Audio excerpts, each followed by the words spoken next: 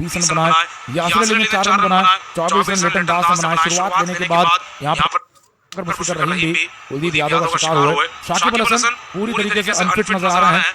शाकिब अल हसन ने गेंदबाजी भी ज्यादा नहीं की, फील्डिंग भी ज्यादा नहीं की। वो केवल कप्तान का यहाँ पर जिम्मेदारी का भार संभालने के लिए टीम के साथ हैं, लेकिन बैटिंग करने में आने के बाद शाकिब ने 25 गेंदें खेली, 3 रन बनाए, आउट होकर वापस चले गए। इनका विकेट भी देखा जाए तो कुलदीप यादव नहीं निकाला। तो यहाँ पर कहीं ना कहीं देखा जाए बाकी खिलाड़ियों को थोड़ा बेहतर परफॉर्मेंस देना था।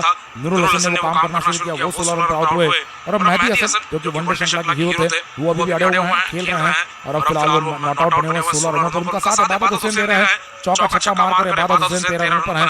यहाँ पर आपको बता दें फॉलो ऑन का स्कोर 204 रनों का है। 204 रन के अंदर अगर बांग्लादेश को कल के दिन पर ऑल आउट कर दिया जाता है तो भारतीय टीम के खिलाड़ी कप्तान यहाँ पर केएल राहुल और टीम मैनेजमेंट के पास का ये यहाँ पर फैसला लेने का मौका होगा कि क्या वो बांग्लादेश की दूसरी बल्लेबाजी को, दूसरी पारी की बल्लेबाजी को वापस बुलाना चाहते हैं या फिर अपने आप को बैटिंग में लगाना चाहते हैं।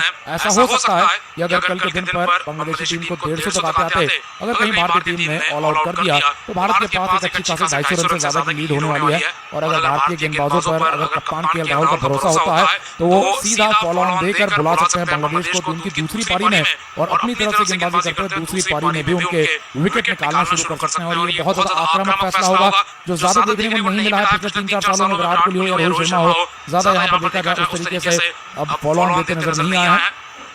लेकिन फॉलो ऑन में धोनी दिया करते थे अपने गेंदबाजों की काबिलियत पर पूरा विश्वास रखते हुए, रौंदने के इरादे के साथ सामने वाली टीम को वो फॉलो ऑन दे दिया करते थे। और अगर बल्लेबाजी करते हुए मजबूत टारगेट लगाना है तो भारत जरूर को बल्लेबाजी करेगा।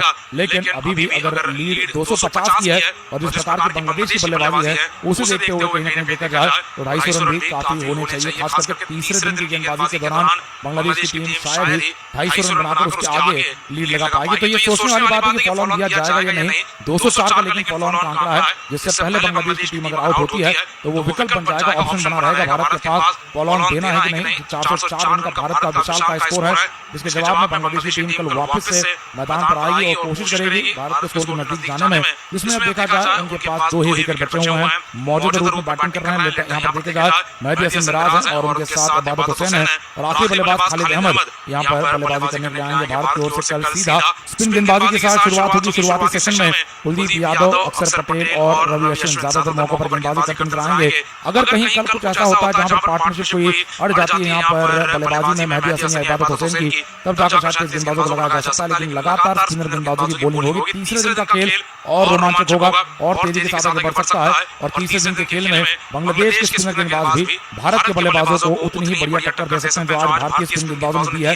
ये पिच कुछ इस प्रकार की है कि स्पिनर गेंदबाजों का बोलबाला है और स्पिनर गेंदबाज लगातार यहाँ पर घातक साबित होते हुए कल के दिन पर नजर आ सकते हैं। फॉलो ऑन देते हैं कि नहीं भारतीय कप्तान केएल राहुल, ये यहाँ पर कल के दिन पर पता चलेगा। लेकिन फॉलो ऑन अगर दिया जाता है तो मैच यहाँ पर कल ही के दिन पर खत्म हो सकता है, क्योंकि कल के 90 ओवर हैं और जैसा कि हम देख सकते हैं बांग्लादेश की पारी 44 ओवर में लगभग ऑल आउट होने की कगार पर आ चुकी है। हालांकि ये फिर भी 9 विकेट की पार्टनरशिप है जिसने यहाँ पर कुछ ओवर खेले हैं, नहीं तो ये पार्टनरशिप देखी जाए अगर नहीं होती तो शायद 35-40 ओवर के बीच में बांग्लादेश की पारी निपट सकती। तो इस प्रकार से सोच अगर रखी जाती है, आक्रामकता के साथ फॉलो ऑन दिया जाता है और भी ज्यादा पिच क्योंकि खराब होने वाली है तीसरे दिन पर, कहीं ना कहीं तीसरे दिन के अंत तक नतीजा भी आ सकता है इस मैच का, कुछ ऐसा भी हाल हो सकता है। देखना है क्या कुछ होता है कल के दिन पर, जहां पर भारत की गेंदबाजी और बांग्लादेश की बल्लेबाजी जारी रहेगी और भारत की फिर उसके बाद वापस से बैटिंग आ सकती है। देखना है क्या फैसले होते हैं, किस प्रकार से खेल आगे बढ़ता है, क्या बांग्लादेश की तरफ से कोई यहाँ पर इंस्पायर्ड परफॉर्मेंस आएगा। एक बार फिर मेहदी हसन का प्रेरित तरीके से रन बनाते हुए इन्होंने इबादत हुसैन के साथ बैटिंग करते हुए कोई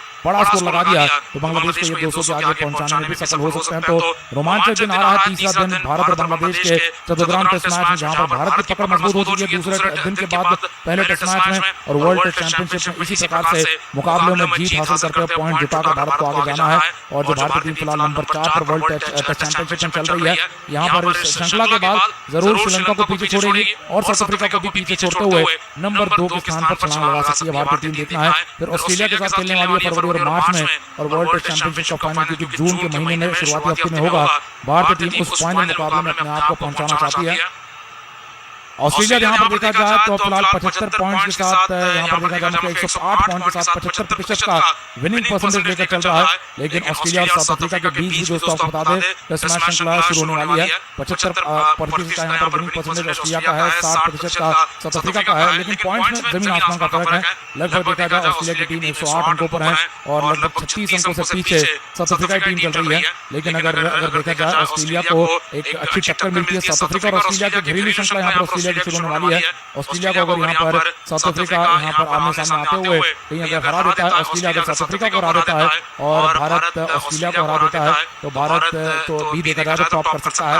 भारतीय टीम भी देखी जाए तो सबसे ऊपर जा सकती है। तो यहाँ पर देखा जाए तो भारत और ऑस्ट्रेलिया के मैचेस, साउथ अफ्रीका और ऑस्ट्रेलिया के मैचेस, ये कहीं ना कहीं इस वर्ल्ड टेस्ट चैंपियनशिप की तस्वीर को यहाँ पर पूरा करने वाला है। तो भारतीय टीम को अगर नंबर 1 पर फिनिश करना है तो साउथ अफ्रीका को ऑस्ट्रेलिया को हराना होगा और भारत को भी ऑस्ट्रेलिया को हराना होगा। तो जाकर भारतीय टीम टॉप पर फिनिश करेगी। जो पिछले वर्ष वर्ल्ड टेस्ट चैंपियनशिप में रहा था, वर्ल्ड टेस्ट चैंपियनशिप में भारत और न्यूजीलैंड के बीच में फाइनल खेला गया था और उसी के तहत ये दूसरा सीजन है, मान लीजिए वर्ल्ड टेस्ट चैंपियनशिप का दूसरा सत्र है। इसमें अब फिलहाल भारत और बांग्लादेश के 2 मैच खेले जा रहे हैं। पिछले बार 2019 में बांग्लादेश की टीम भारत के दौरे पर आई थी 2 टेस्ट मैच श्रृंखला खेलने के लिए।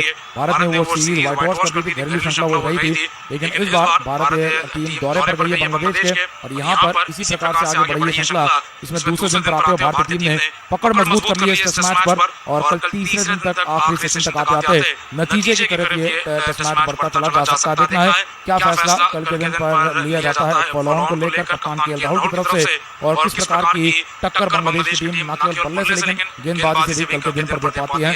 यहाँ पर फिलहाल देखा जाए तो भारत की तरफ से टॉस जीतने के बाद बल्लेबाजी करने का फैसला यहाँ पर किया गया था। 404 रन भारत ने बना लिए। जवाब में बांग्लादेश की टीम 137 पर है और फिलहाल दूसरे दिन के अंत में भारतीय टीम 271 रनों से आगे चलती हुई बांग्लादेश की टीम 271 रनों से पिछड़ी हुई टीम नजर आ रही है। भारत और बांग्लादेश के बीच में शुरू हुआ ये चौथाग्राम टेस्ट मैच भारत के टॉस जीतने के साथ पहले बल्लेबाजी के फैसले के साथ शुरू हुआ था। भारत की बल्लेबाजी लगातार उतार चढ़ाव से भरी हुई रही। भारत ने जिस प्रकार से 404 रन लगाए उसमें मुश्किलों का भी सामना करना पड़ा था। 48 रन पर 3 आउट हो जाने के बाद भारतीय टीम का स्कोर संभाला गया, पारी संभाली गई। आप देख सकते हैं यहाँ पर पुजारा की तरफ से, ऋषभ पंत की तरफ से, शेर की तरफ से और उन तीनों की बैटिंग करने के बाद जिम्मेदारी का भार 300 से 400 रन के पार ले जाने का काम अश्विन और कुलदीप यादव ने कर दिखाया। आज के पहले सेशन में ये दोनों खिलाड़ी सेशन में छाए रहे।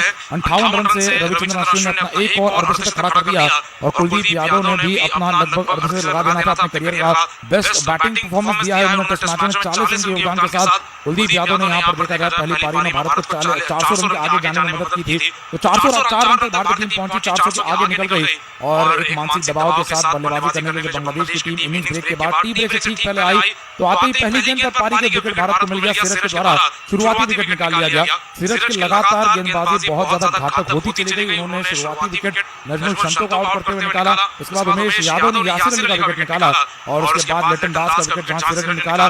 जाकिर हसन का भी नए बल्लेबाज का भी यहाँ पर विकेट सीरज ने निकाला। लगातार तेज गेंदबाजों के द्वारा शुरुआती 4 विकेट ले जाने के बाद स्पिन गेंदबाजों को काफी ज्यादा बचा कर रखा गया था। केएल राहुल की तरफ से ज्यादातर मौकों पर तेज गेंदबाजी हो रही थी। 21वीं ओवर के बाद से देखा जाए तो भारत ने जो बदलाव किया उसमें कुलदीप यादव यहाँ पर देखा जाए गेंदबाजी में लगाए गए। कुलदीप यादव ने आप देखेंगे उसके बाद 5 ओवर के अंदर अपने 4 विकेट निकाल दिए और अगले 5 ओवर में जरूर उनको विकेट नहीं मिला लेकिन काम उन्होंने कर दिया था। बांग्लादेश की पारी को पूरी तरीके से ढेर कर दिया था। 4 विकेट यहाँ पर तेज गेंदबाजों ने मिलकर निकाले। कुलदीप यादव ने 4 विकेट निकाले और अपने 500 विकेट की तलाश में वो कल के दिन पर भी नजर आएंगे। 44 ओवर के बाद 133 पर 8 जहां बांग्लादेश का स्कोर है। 3 विकेट सीरज के, 1 विकेट उमेश का, 4 विकेट कुलदीप के और यहाँ पर रवि अश्विन, अक्षर पटेल अभी भी विकेटलेस हैं, विकेटों में नहीं मिला है। कल के दिन पर आकर वो भी विकेटों की तलाश में होंगे। हालांकि ज्यादा विकेट है नहीं लेने के लिए लेकिन लाजवाब बैटिंग हुई पहले कुलदीप यादव की तरफ से और फिर उतनी ही ज्यादा धारदार पहनेपन के साथ गेंदबाजी हुई। 4 विकेट निकाले हुए हैं और कुलदीप यादव देखे जाए तो मैन ऑफ द मैच के अभी सही हरदार बनते चले जा रहे हैं। हालांकि पुजारा भी उस रेस में सबसे आगे हैं, श्रेयस अय्यर उस रेस में आगे हैं। निर्भर करता है कि इस मुकाबले में कितने विकेट और निकालेंगे कुलदीप यादव। दूसरी पारी भी जो आने वाली है कितने रन बनाएंगे श्रेयस अय्यर या पुजारा, इस प्रकार से यहाँ पर खेल आगे बढ़ पाएगा। दावेदारी लेकिन एक मजबूत तरीके से कुलदीप यादव की मैन ऑफ द मैच बन चुकी क्योंकि 4 विकेट गेंद से 40 रन बल्ले से और भारतीय टीम इस श्रृंखला में अब इस पहले टेस्ट मैच में दूसरे दिन के बाद आगे चलती हुई 271 रनों से बढ़त भारत के पास है। 2 विकेट जितने जल्दी निकाले जाते हैं उतनी लंबी लीड भारत को मिलेगी और उसमें कुछ रन जोड़ने के लिए कल के दिन पर भारत की बैटिंग वापस आएगी। शुभमन गिल, केएल राहुल, विराट कोहली कल बैटिंग करने के जब आएंगे तो मौका भुनाने की कोशिश करेंगे। कल तीसरा दिन है केवल इस चतुर्ग्राम टेस्ट मैच का, लेकिन टेस्ट मैच बहुत तेजी के साथ आगे बढ़ रहा है। भारत ने लगाए गए पहाड़ जैसे 400 रन के जवाब में बांग्लादेश की टीम 150 तक आते ऑल आउट कल के दिन पर हो सकती है। कल के दिन पर दोस्तों लगातार लाइव स्कोर, लाइव कमेंट्री का मजा उठाते रहने के लिए चैनल को जरूर सब्सक्राइब कर लीजिए और साथ ही में नोटिफिकेशन बेल पर भी क्लिक कीजिए ताकि सबसे पहले आप ही को सूचना आएगी। लाइव मैच शुरू होती है हर सेशन से पहले आपको सूचना आ जाती है। आप हमारे साथ पहले गेम के साथ जुड़ जा सकते हैं, तो चैनल को जरूर सब्सक्राइब कीजिए और हर मैच में, हर दिन पर टेस्ट मैच का हमारे साथ जुड़ते रहिए। यहाँ पर कल के दिन पर आते हुए भारतीय टीम का तीसरे दिन के अंत तक का जो हाल रहेगा वो काफी हद तक ये तय कर देगा कि भारतीय टीम क्या चौथे दिन पर जीतेगी या पांचवें दिन पर जीतेगी। बांग्लादेश की ओर से देखा जाए जिस प्रकार से गेंदबाजी हुई है, शुरुआती समय में उन्होंने जल्दी विकेट निकाले लेकिन फिर वापस जीत दी तो भारत की टीम को वापस आने का मौका मिला।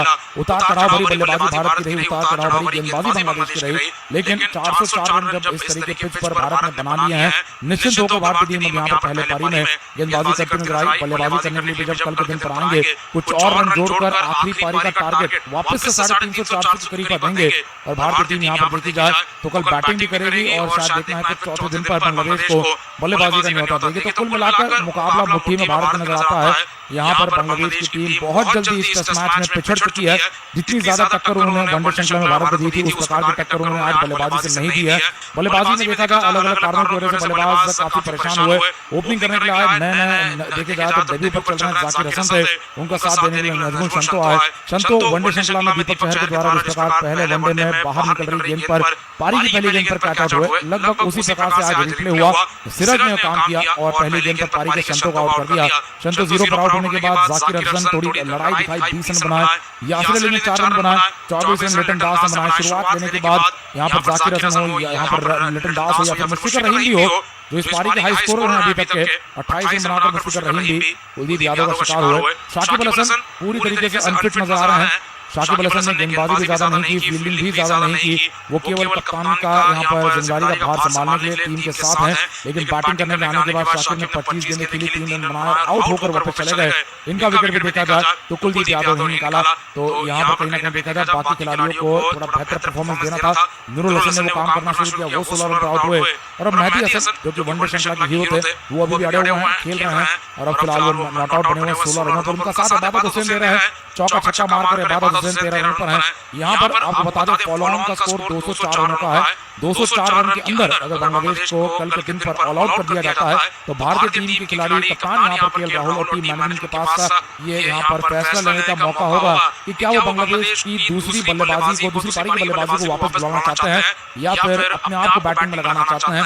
ऐसा हो सकता है कि अगर कल के दिन पर बांग्लादेशी टीम को 150 तक आते अगर कहीं भारतीय टीम ने ऑल आउट कर दिया तो भारत के पास एक अच्छी खासी 250 रन से ज्यादा की लीड होने वाली है। और अगर भारतीय गेंदबाजों पर अगर कप्तान केएल राहुल का भरोसा होता है तो वो सीधा फॉलो ऑन देकर बुला सकते हैं बांग्लादेश को उनकी दूसरी पारी में और अपनी तरफ से गेंदबाजी करते हुए दूसरी पारी में भी उनके विकेट निकालना शुरू कर सकते हैं। और ये बहुत ज्यादा आक्रामक फैसला होगा जो ज्यादा देखने को नहीं मिला है पिछले 3-4 सालों में। विराट कोहली हो या रोहित शर्मा हो, ज्यादा यहाँ पर देखा जाए उस तरीके से अब फॉलो ऑन देते नजर नहीं आए हैं।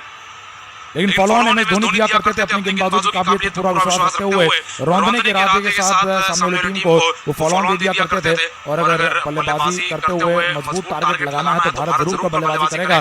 लेकिन अभी भी अगर लीड 250 की है और जिस प्रकार की बांग्लादेश की बल्लेबाजी है उसे देखते हुए कहीं ना कहीं देखा जाए तो 250 रन भी काफी होने चाहिए। खास करके तीसरे दिन की गेंदबाजी के दौरान बांग्लादेश की टीम शायद ही 250 रन बनाकर उसके आगे लीड लगा पाएगी। तो ये सोचने वाली बात है कि फॉलो ऑन दिया जाएगा या नहीं। 204 का लेकिन फॉलो ऑन का आंकड़ा है जिससे पहले बांग्लादेश की टीम अगर आउट होती है तो वो विकल्प बन जाएगा, ऑप्शन बना रहेगा भारत के पास फॉलो ऑन देना है कि नहीं। 404 रन का भारत का विशाल का स्कोर है जिसके जवाब में बांग्लादेश की टीम कल वापस से मैदान पर आएगी और कोशिश करेगी भारत के स्कोर के नजदीक जाने में। जिसमें अब देखा जाए उनके पास 2 ही विकेट बचे हुए हैं, मौजूदा रूप में बैटिंग कर रहे हैं। यहाँ पर देखे जाए मेहदी हसन मिराज है और उनके साथ इबादत हुसैन है और आखिरी बल्लेबाज खालिद अहमद यहाँ पर बल्लेबाजी करने के लिए आएंगे। भारत की ओर से कल सीधा स्पिन गेंदबाजी के साथ शुरुआत होगी। शुरुआती सेशन में कुलदीप यादव, अक्षर पटेल और रवि अश्विन ज्यादातर मौकों पर गेंदबाजी करते नजर आएंगे।